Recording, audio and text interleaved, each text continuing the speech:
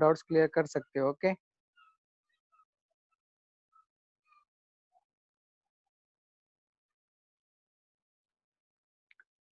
किसी को कोई डाउट है क्या कल के न्यूमेरिकल के अंदर? Is there any problem, any doubt, any query regarding yesterday's numerical?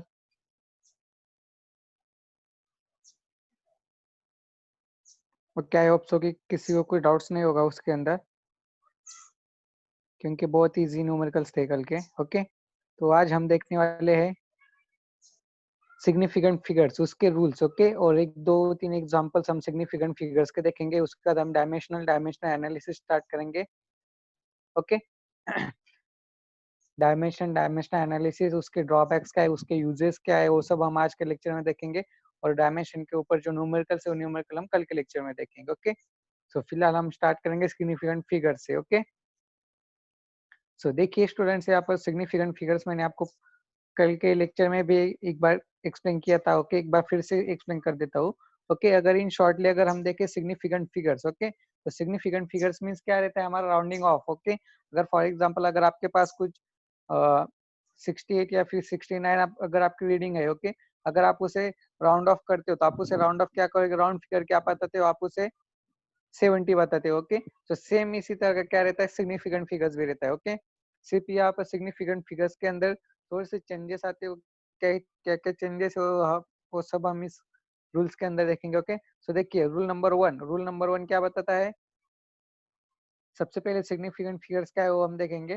A figure which is of some significance but it does not necessarily denote a certainty, it's called as significant figures. Okay, then next rules for significant figures. Okay, so देखिए rules for significant figures जो है, okay, one and only one uncertain doubtful figure is written in a measurement. Okay, in a reading of 2.64 centimeter, only the figure 4 is uncertain. Okay, तो figure 4 जो है वो uncertain है। Okay, तो उसे हम निगलेक्ट भी कर सकते हैं, 2.64 की जगह हम 2.6 भी राइट कर सकते हैं। ओके, देन नेक्स्ट रूल आता है यहाँ पर, when a number of when when a number is to be rounded off to a specific number of a significant figure, then if the figure to be rounded off is 5 or greater than 5, then increase digit अगर है या फिर 5 है, तो जो है वो number को हम क्या करेंगे, इंक्रीज करेंगे बाय 1 डिजिट से। ओके, फॉर एग्जांपल यहाँ पर क्या 12.46 आपकी रीडिंग आती है। ओके, आप 12.46 को क्या करोगे, 12.5 करोगे। ओके, बट अगर यहाँ पर 12.44 होता तो आप उससे क्या करते, 12.4 ही रहने देते। ओके, सो बी में वही बताया है, क्या है, if the figure to be rounded off is less than 5, then the last digit written is left unchanged. Okay, example दिया है यहाँ पर 12.43 should be written as 12.4. Okay, so ये होता है यहाँ पर rule number 2। Next rule number 3 के अंदर क्या कहते हो, okay, the zeros on the left side of the number are not significant. Okay, so देखिए लेफ्ट साइड के ऊपर जो जीरो आएंगे वो जीरो क्या है, इंपॉर्टेंट नहीं है। Okay, they are not significant. Okay, example the number 0.0034 has only two significant figures. Okay, that is 3 and 4। Okay, then next rule number 4। Okay, rule number 4 के अंदर क्या कहते हो, the zeros on the right side of a number are significant because they indicate the accuracy of instrument used for a measurement. Okay, example 2.40 and 2,400, okay, represent the same numbers but they are not equivalent. Okay, so देखिए 2.40 and 2.400,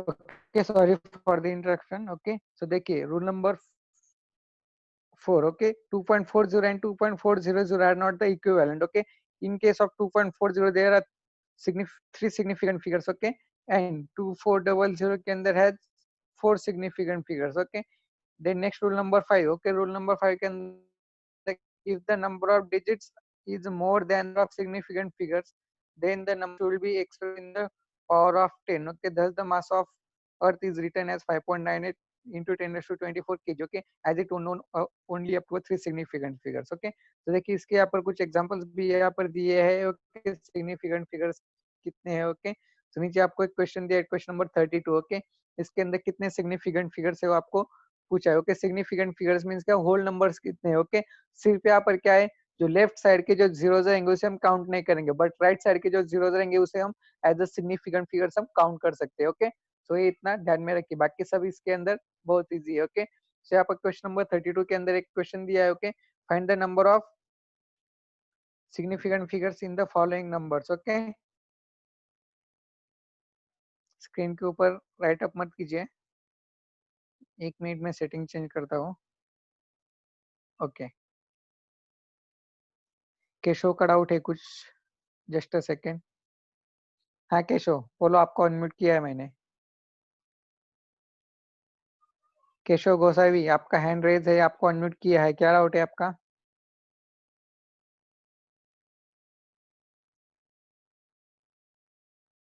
Keshav आपको unmute किया है मैंने, क्या doubt है आपका? आपका hand raise है।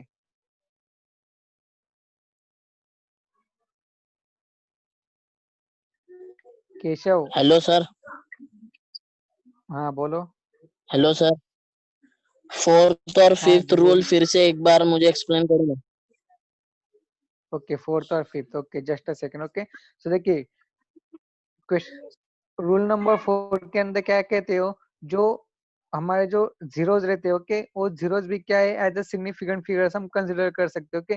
सिर्फ क्या है, लेफ्ट साइड के जो जीरोस रहेंगे वो हम कैलकुलेट नहीं करेंगे, ओके। बट राइट साइड के जो जीरोस रहेंगे, नंबर से राइट साइड के, वो हम क्या करेंगे, एक्सप्लेन, वो हम क्या कर सकते हो, एज अ सिग्निफिकेंट फिगर्स हम कंसिडर कर सकते हैं, ओके। अब यहाँ पर रूल नंबर 4 के अंदर क्या क्या क्या कहते हो कि 2.40 and 2.400 are not the equivalent, okay. अब वो इक्विवेलेंट कैसे नहीं है वो मैं आपको बताता हूँ, okay.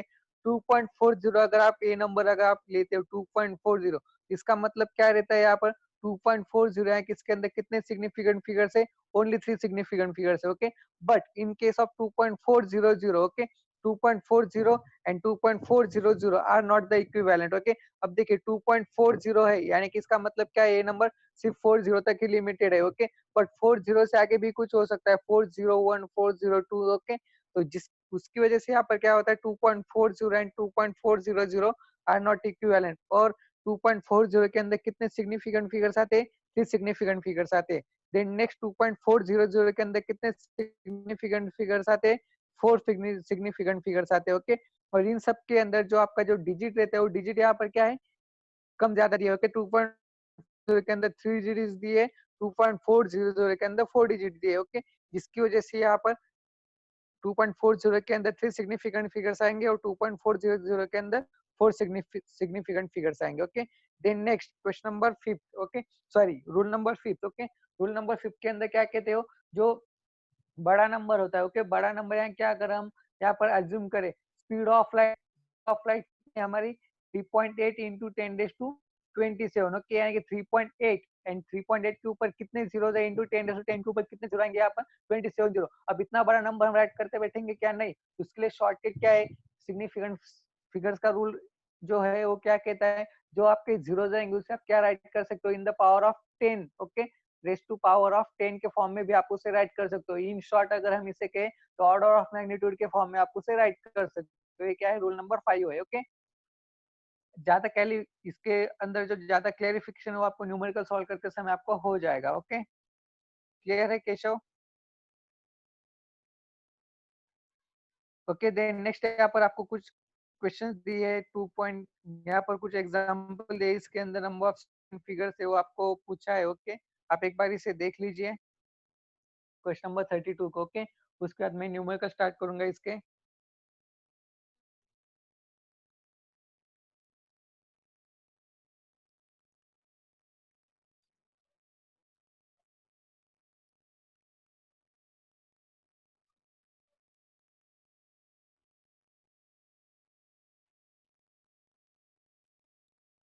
Then next rounding off figures भी पूछा है यहाँ पर, देखिए rounding off and significant figures एक ही रहता है, ओके।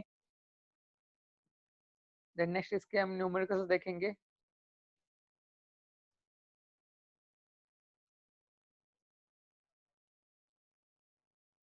ओके, तो देखिए यहाँ पर क्वेश्चन नंबर 13, 14, ओके,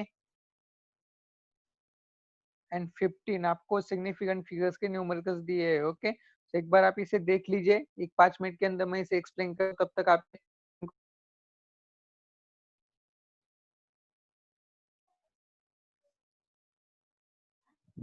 1 मिनट तक होल्ड कीजिएगा, जस्ट 1 मिनट होल्ड।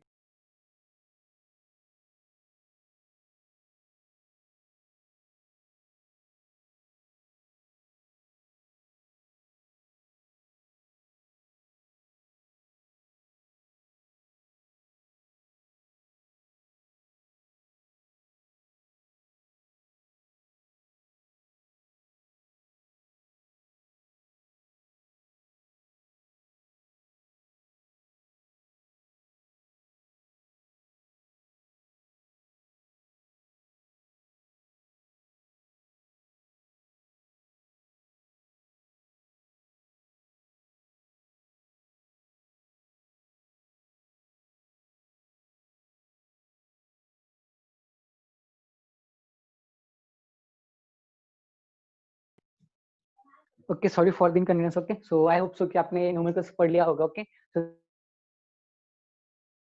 देखिए क्वेश्चन नंबर 13 के अंदर क्या क्या पूछा है उन्होंने,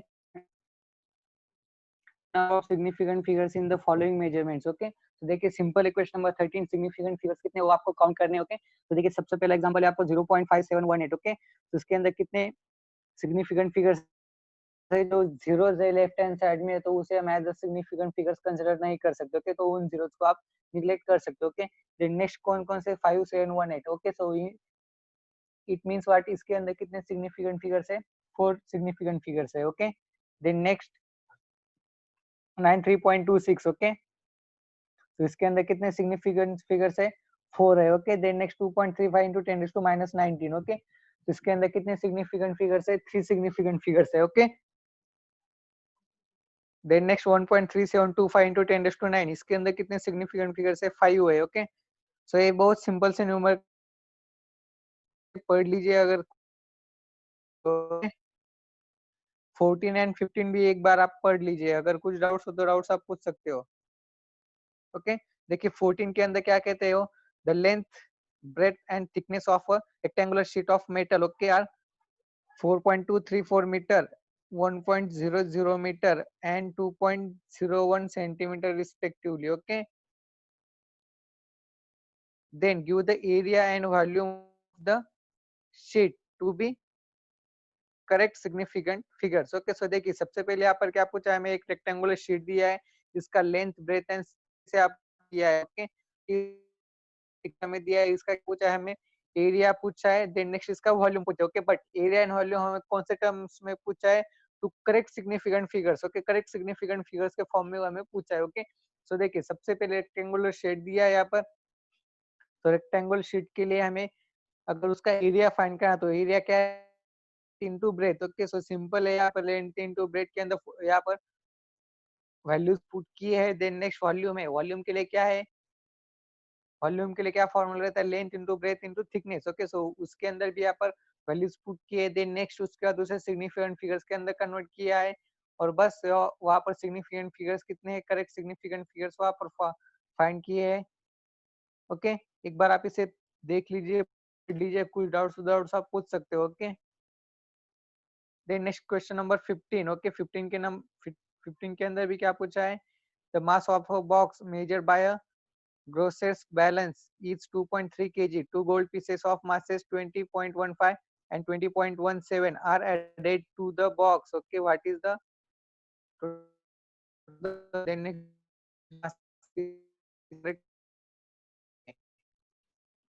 एक बार तीनों तीनों के तीनों न्यूमरल्स आगे, कुछ डाउट्स आप पूछ सकते हो। ओके, पहले 13 एंड 14 के अंदर कुछ डाउट्स हो तो डाउट्स आप पूछ सकते हो। ओके, एक बार उन्हें देख लीजिए, पढ़ लीजिए।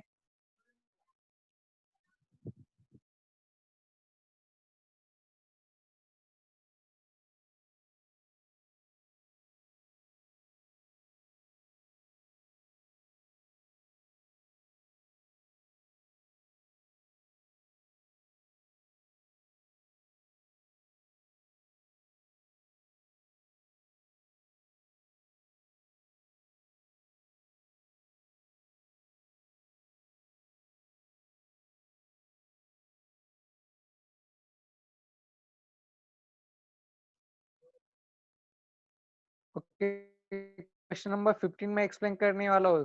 सबसे पहले आप 13 कुछ डाउट्स आप पूछ सकते हो। ओके, बहुत ही सिंपल है 13 एंड 14, एक बार देख लीजिए।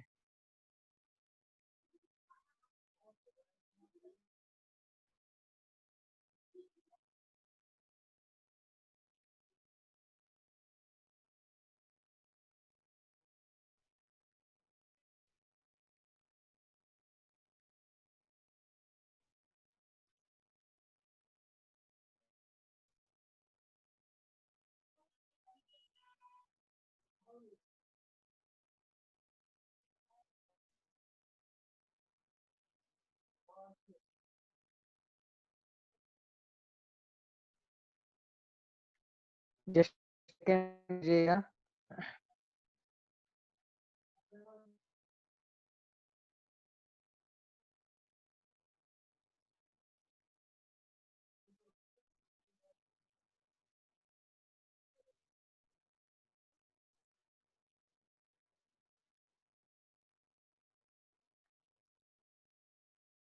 देखिए, ये जो न्यूमेरिकल्स रहते हैं, ओके, न्यूमेरिकल्स आपको एज इट इज एग्जाम्स के अंदर नहीं पूछे जाते। ओके, बट अगर आपको वन वन मार्क्स का क्वेश्चन है, okay, in in form of MCQs, multiple choice question या फिर शॉर्ट आंसर, तो उसके अंदर ये पूछे जाते हैं आपको वन मार्क्स के लिए। ओके, वन मार्क्स के लिए आपको पूछे जाते हैं सिग्निफिकेंट फिगर्स। ओके, सो देखिए 13 एंड 14। ओके, बहुत सिंपल है, एरिया एंड वॉल्यूम फाइंड करना है। Then next question number 15। Okay, 15 के अंदर मैं आपको एक्सप्लेन करता हूँ। ओके, सो देखिए 15 के अंदर क्या पूछते हो। The mass of box measured by a grocer's balance is 2.3 kg, two gold pieces of masses 20.15 gram and 21 gram are added to the box, total of the box. Then next, the difference in the masses of the pieces to correct significant figures. Okay, so देखिए यहाँ पर क्या पूछा है, एक box दिया है जिसका बैलेंस कितना है 2.3 kg। देन उसके बाद उसके अंदर दो गोल्ड कॉइन्स हम ऐड करते हैं, कितने कितने के, और 20.15 gram and next 20.17 gram. Okay, next में पूछा है कि total mass of the box कितना है। ओके, अगर total mass of the box अगर आपको कैलकुलेट करना है तो आपको क्या करना पड़ेगा, 2.3, देन नेक्स्ट 20.15 ग्राम एंड 20.17 ग्राम। ये जो ग्राम के अंदर दिया है उसे आपको क्या करना पड़ेगा, किलोग्राम के अंदर कन्वर्ट करना है, यानी कि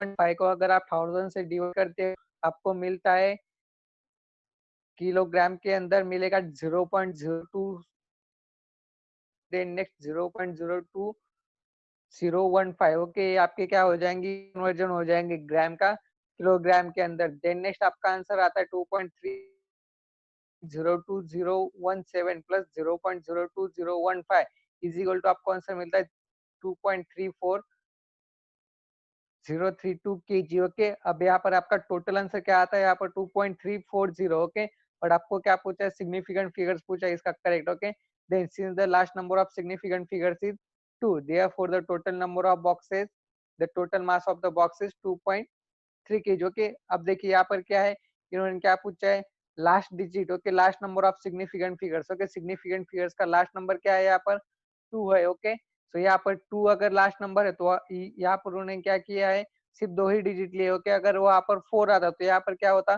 4 नंबर हम एज अ सिग्निफिकेंट फिगर्स हम कंसिडर करते। ओके, सो यहाँ पर क्या है 2.3, यानी कि इसका टोटल मास ऑफ बॉक्स कितना है, 2.3 kg। Okay, then next second के अंदर क्या पूछा, the difference in masses of the pieces. Okay, तो मासेस ऑफ द पीसेस के अंदर कितना डिफरेंस है। Okay, to correct the significant figures. Okay, यानी कि हमने जो पीसेस डाले थे गोल्ड्स के 20.15 20.17, उसके अंदर कितने का डिफरेंस है। ओके, तो देखिए 20.17 माइनस 20.15 अगर हम करते तो हमें क्या मिलता है, 0.02 ग्राम मिलता है। Okay, then next, therefore two significant figures show the difference in the masses to the correct significant figures is 0.02 gram. Okay, तो यहाँ पर डिफरेंस कितना आएगा, तो पीसेस के अंदर 0.02 ग्राम का आएगा। ओके, सो ये थे सिग्निफिकेंट फिगर्स के एग्जांपल्स। ओके,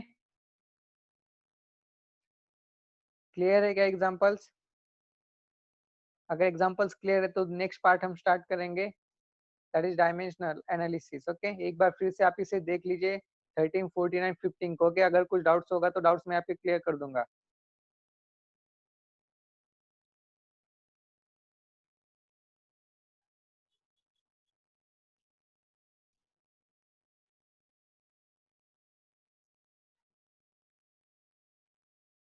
ओके, एक बार आप इसे पढ़ लीजिए, अगर कुछ डाउट्स हो तो डाउट्स आप पूछ सकते हो। ओके,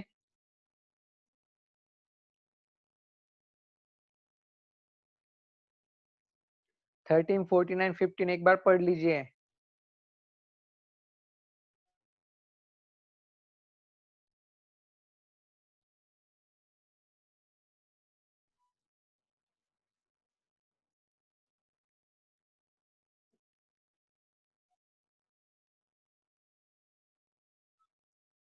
ओके, देन नेक्स्ट जो हमारा इम्पोर्टेंट टॉपिक है,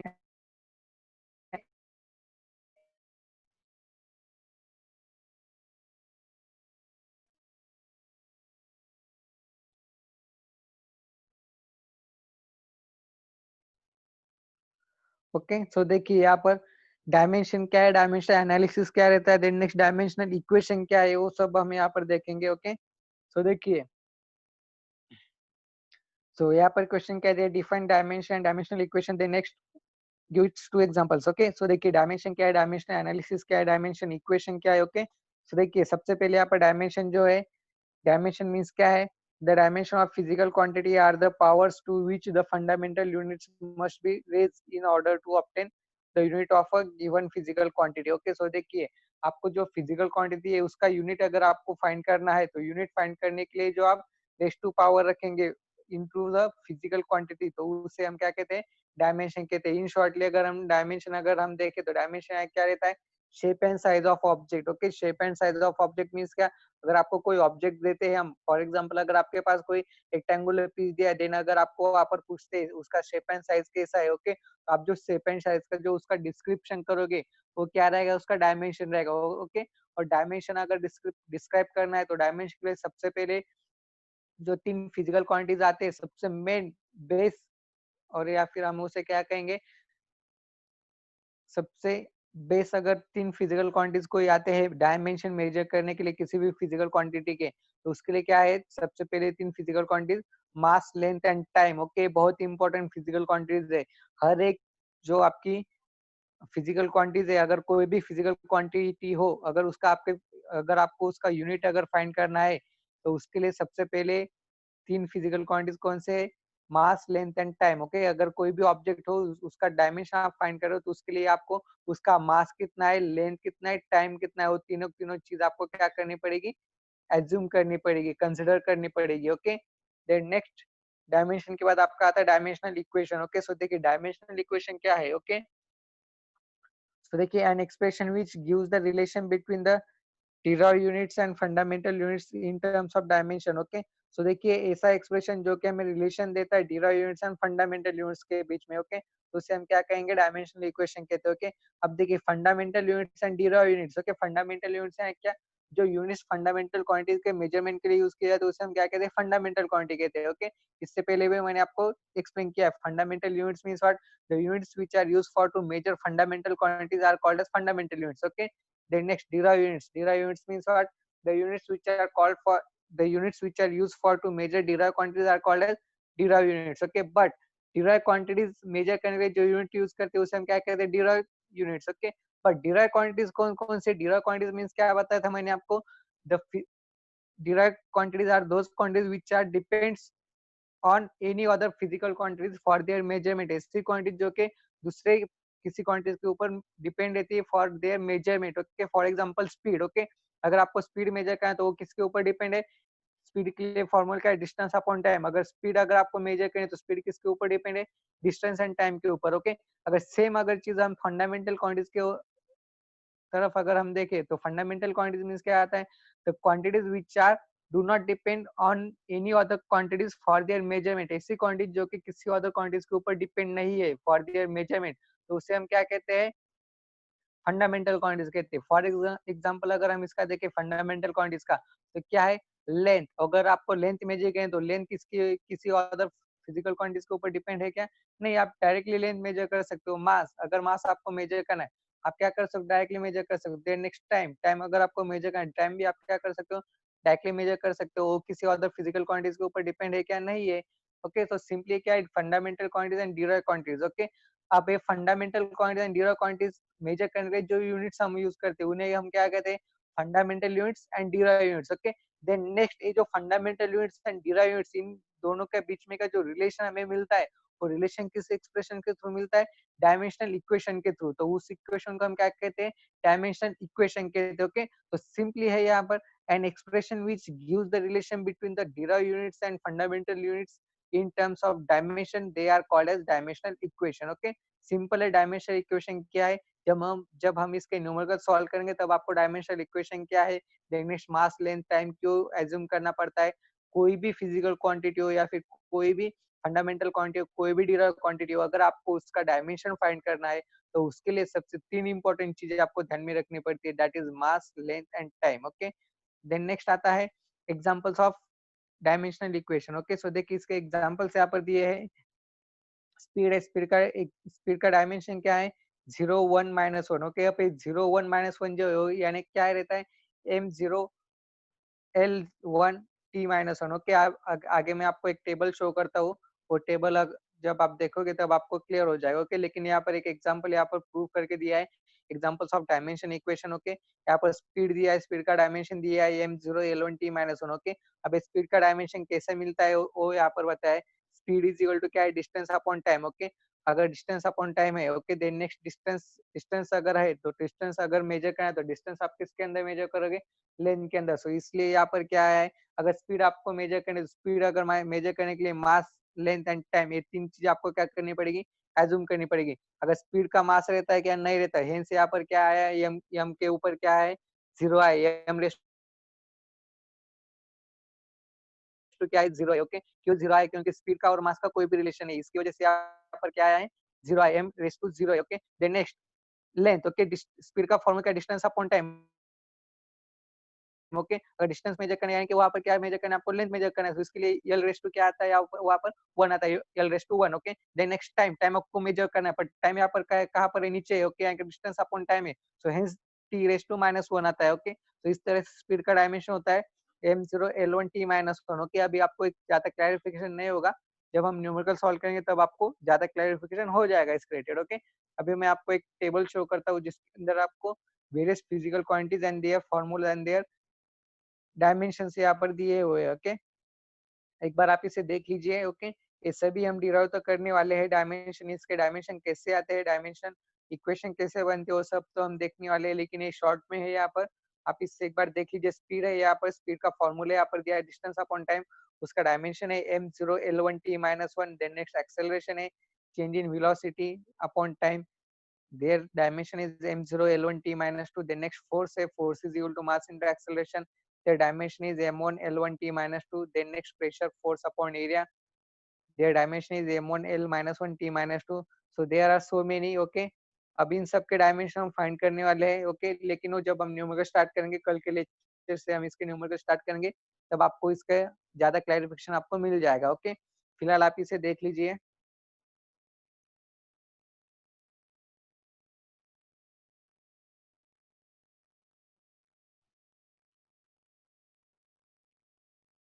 एक बार आप इसे देख लीजिए, उसके बाद मैं आपके जो और थ्योरी पॉइंट्स है वो कवर करूंगा, और कल के लेक्चर में हम इसके डायमेंशन न्यूमेरिकल सम स्टार्ट करेंगे। देन नेक्स्ट राइट साइड में कुछ डिराइव क्वांटिटीज दिए, लेफ्ट साइड में फिजिकल क्वांटिटीज है। देन नेक्स्ट राइट साइड में डिराइव क्वांटिटीज दी है। ओके, फिजिकल क्वांटिटीज यानी कि फंडामेंटल, फिजिकल क्वांटिटीज यानी कि डिराइव क्वांटिटीज ही आएगी। ओके, सो फंडामेंटल क्वांटिटीज कौन सी है? ओनली 7 फंडामेंटल क्वांटिटीज है। ओके, ध्यान में रखिएगा, फंडामेंटल क्वांटिटीज कितनी है? सिर्फ 7 है फंडामेंटल क्वांटिटीज। कौन कौन सी है? Mass, length, time, temperature, luminous intensity, amount of substance, and then next एक कौन सा बाकी रहता है? ल्यूमिनस इंटेंसिटी हो गया, amount of substance, temperature, mass, length, time, और एक और बाकी रहती है हमारी फिजिकल क्वांटिटी,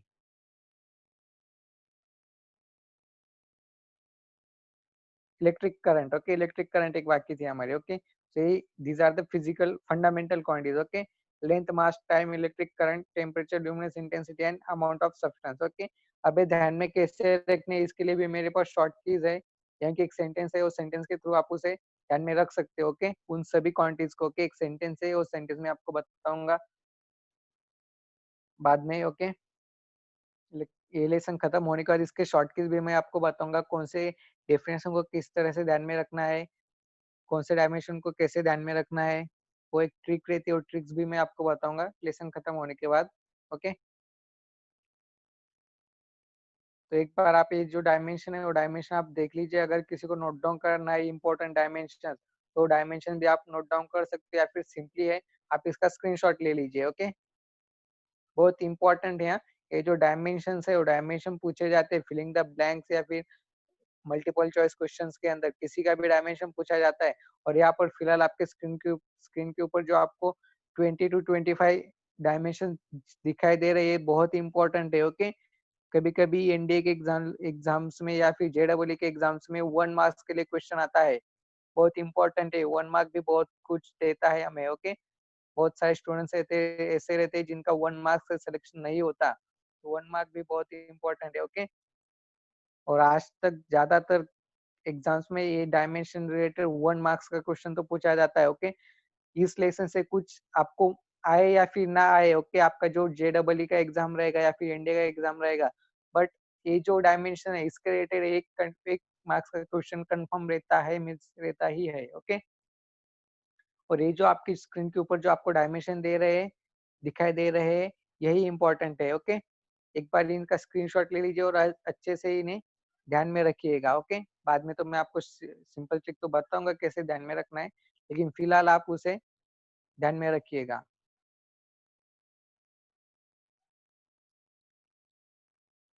ओके, तो नेक्स्ट हम थ्योरी पार्ट देखेंगे। ओके, डायमेंशन का ही। ओके, उसके ड्रॉबैक्स क्या है, उसके यूजेस क्या क्या है। आई होप सो कि आप सभी ने इसका स्क्रीनशॉट ले लिया होगा। देन नेक्स्ट अगले पार्ट की तरफ देखेंगे। ओके, सो देखिए यहाँ पर प्रिंसिपल ऑफ होमोजेनिटी पूछा है। ओके, तो देखिए इस प्रिंसिपल ऑफ होमोजेनिटी यानी क्या रहता है। ओके, सीपीएस के अंदर जो 21 क्वेश्चन का जो है, okay, principal of homogeneity. Okay, सिर्फ यही इंपॉर्टेंट है। ओके, तो देखिए state the principle of homogeneity कभी कभी थ्योरी के अंदर क्वेश्चन पूछा जाता है। ओके, तो देखिए प्रिंसिपल ऑफ होमोजेनिटी मीन्स क्या आता है, the dimension of all the terms on the two sides of a physical equation must be same. Okay, this is called as the principle of homogeneity. Okay, simply अगर हम देखें जो हमारा equal का sign रहता है उसके दोनों तरफ, ओके, है कि left hand side and right hand side. Okay, जब इक्वल रहेगी तब उसे हम क्या कहते हैं, होमोजेनिटी कहते हैं। Okay, the dimension of all the terms on the two sides of physical equation must be same, this is called as principle of homogeneity dimensions. Okay, just a second.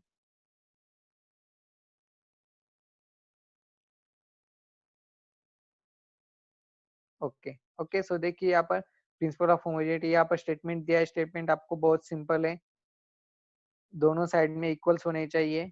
Okay, physical equation must be same on the both sides. Okay, then next यहाँ पर conversion factor तो पूछा नहीं जाता, but principal of homogeneity कभी कभी पूछा जाता है। ओके, कन्वर्जन फैक्टर तो नहीं पूछा गया आज तक। Okay, so then next part हम देखेंगे। ओके, फिलहाल हमारा सेशन खत्म हो रहा है। सेशन को आप फिर से एक बार ज्वाइन कीजिएगा, जल्द से जल्द आप ज्वाइन कीजिएगा। ओके, सेशन फिलहाल खत्म हो रहा है, सेशन को फिर से रीज्वाइन कीजिएगा, जल्दी से जल्दी रीज्वाइन कीजिएगा। ओके, सभी स्टूडेंट्स सेशन को फिर से रीज्वाइन करेंगे। ओके, एक 30 सेकंड में हमारा सेशन खत्म हो रहा है, जल्द से जल्द रीज्वाइन कीजिएगा।